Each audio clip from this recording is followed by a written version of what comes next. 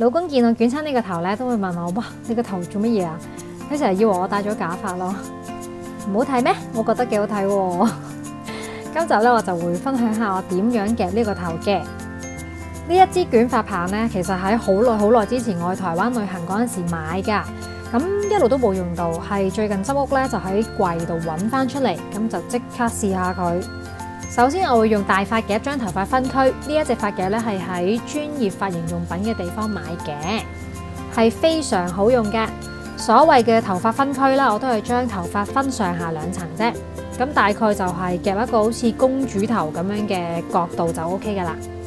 而家就夾咗底嗰陣先。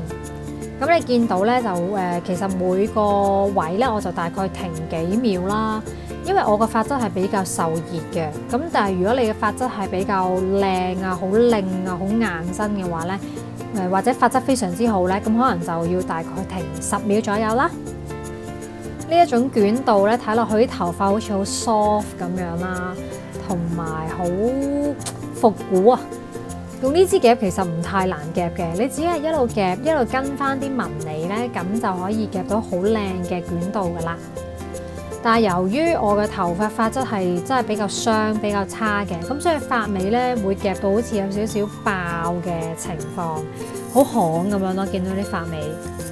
所以夾完之後咧都要搽翻啲髮尾油，咁頭髮睇落去咧就會好啲啦，好啲啦，真係好過冇咁咯。好啦，而家就夾埋另外一邊，呢一邊嘅角度咧，應該會睇得清楚啲，究竟啲紋係點樣跟嘅。夾頭一次咧，我就覺得冇咁就手嘅，咁跟住再第二次夾嘅時候咧，已經係掌握到佢一啲技巧噶啦，咁所以呢一支夾就真係唔難用。咁要買呢一類夾咧，其實淘寶都有好多好平，即係講緊幾十蚊已經有一支嘅呢一類夾。再細啲嘅波紋啦，又或者係再大啲嘅波紋亦都有嘅，我都好想買嚟試下，睇下夾出嚟嘅效果係點。到時又可以再同大家分享下啦。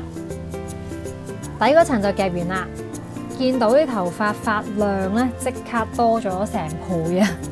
好啦，而家再夾埋面嗰陣啦。底嗰陣如果夾得唔好咧，都唔太緊要嘅，因為我覺得已經遮住咗啦嘛。咁所以面嗰陣咧，啲紋理咧就要夾翻靚啲啦，因為始終係喺表面啊嘛。